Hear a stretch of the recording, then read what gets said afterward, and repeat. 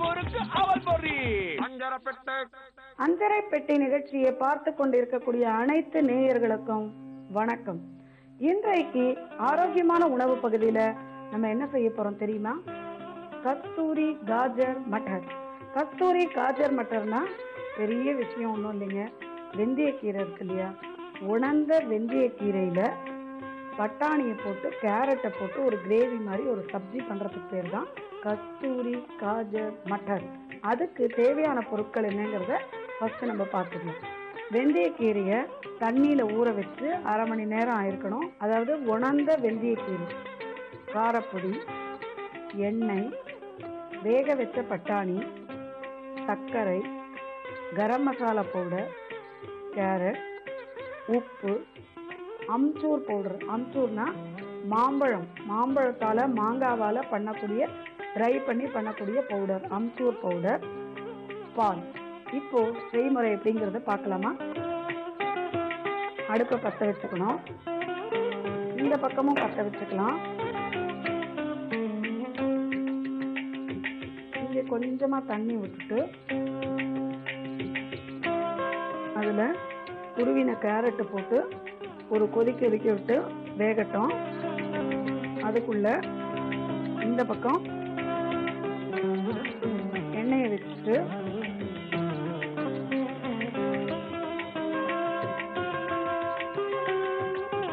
இதுல வேக வச்ச பட்டாணி. எல்லா சீசன்லயும் நமக்கு பட்டாணி கிடைக்காதுன்னு கவலைப்படாதீங்க. பட்டாணி ரொம்ப சீப்பா கிடைக்கக்கூடிய காலகட்டத்துல வாங்கி நல்லா உரிச்சுட்டு தேறின பட்டாணியா பெருசு பெருசா தனியா பொறுக்கி எடுத்துட்டு சின்ன சின்ன பட்டாணியெல்லாம் உடனே யூஸ் பண்ணிடுங்க. நல்ல பெரிய பெரிய பட்டாணியை வாங்கி நல்ல ஃபாயில் பேப்பர்ல பேக் பண்ணி ஈரம் இல்லாம பேக் பண்ணிட்டு நீங்க ஃப்ரீசர்ல வச்சுட்டீங்கன்னா 1 வருஷம் ஆனாலும் நீங்க எடுத்து பார்த்தீங்கன்னா அன்னைக்கு பட்டாணி வாங்கி உரிச்சதை போல ஃப்ரெஷ்னஸ் இருக்கும். ஸோ வருஷம் முழுக்க நமக்கு பட்டாணி கிடைக்கும். குழந்தைகளுக்கு எப்போ வேணாலும் தேவையான நேரத்தில் பட்டாணியில் நம்ம விதவிதமாக பண்ணி தரணும். இப்போ கொஞ்சம் அதில் உப்பு போட்டிருக்கோம் லேசா. இப்போ நம்ம என்ன பண்ணலாம், ஊறின காஞ்ச வெந்தயக்கீரையை ஊற வச்சதை நம்ம புழிஞ்சு இதில் போட போகிறோம். இந்த மாதிரி வெந்தயக்கீரை உங்களுக்கு கிடைக்கல அப்படின்னு சொன்னால் மழை நாளில் இந்த மாதிரி காஞ்ச வெந்தயக்கீரை இப்போ பெரிய பெரிய கடைகள்லாம் நமக்கு கிடைக்கிறது. முக்கியமாக நார்த் இந்தியன் ஷாப்ஸில் இது நிச்சயமாக இருக்கும். ஏன்னா நார்த் இந்தியன் சப்பாத்திக்கு இது அடிக்கடி யூஸ் பண்ணுவாங்க. இப்போ கொஞ்சம் காரப்பொடி, கொஞ்சம் கரம் மசாலா பவுடர், கொஞ்சம் அம்ச்சூர் பவுடர்.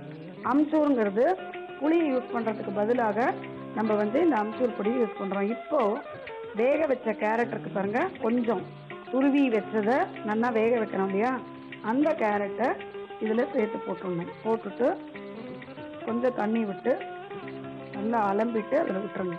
எல்லாம் சேர்ந்து நல்லா கொதிக்கட்டும். கஸ்தூரி காஜர் மட்டர் சூப்பராக ரெடி ஆகிட்டுருக்கு பாருங்க. கம கம கம கம நல்ல வாசனையோட பிரமாதமாக ரெடி ஆகிட்டுருக்கு. முதலே நம்ம பட்டாணிக்கு கொஞ்சமாக நம்ம உப்பு போட்டோம். இப்போ திரும்பி கொஞ்சோண்டு உப்பு போட்டுக்கோங்க பாருங்க. எல்லாம் சேர்ந்து சூப்பராக வந்துருச்சு இல்லையா? இந்த மாதிரி நேரத்தில் ஒரு 1/2 கப்பு பால் அதில் விட்டு நல்ல ஒரு கொதி வந்த உடனே தூக்கி நம்ம சர்விங் பவுலில் வச்சிடணும். எவ்வளோ நல்லா இருக்கு பாருங்க கலர்ஃபுல்லாக இந்த டிஷ்ஷு பார்க்கும்போதே. நம்ம இதில் பால் விட்டது குழந்தைகளுக்கோ அல்லது வீட்டில் இருக்கிறவங்களுக்கோ தெரியாமல், ஏன்னா சில பேருக்கு பாலை எல்லாத்துலேயும் விட்டால் பிடிக்காது. ஆனால் டேஸ்ட்டுக்காக சில விஷயங்கள் பண்ணணும். அதனால் லேடிஸுக்கு தான் எதை விட்டால் என்ன டேஸ்ட் வருங்கிறது தெரியும்.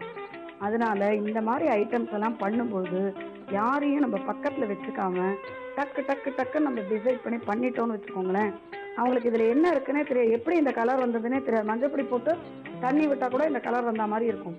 அதனால் அவங்க ஈஸியாக சாப்பிட்ருவாங்க. பாலில் நமக்கு ஹை கால்சியம் இருக்கு இல்லையா? ஸோ பால் நம்ம குழந்தைகளுக்கு 1/2 டம்ளராவது தினம் கொடுக்கணும். அதை சாப்பிட மாட்டேன்னு சொல்கிறவங்களுக்கு இந்த மாதிரி நம்ம சேர்க்க முடியுமே. ஸோ எவ்வளோ நல்லா ஆயிடுச்சு பாருங்க, சூப்பராக. இப்போ நம்ம சர்விங் பவுல்ல இதை எடுத்து போட்டுடணும். அவல் பொரி அஞ்சரப்பெட்டை.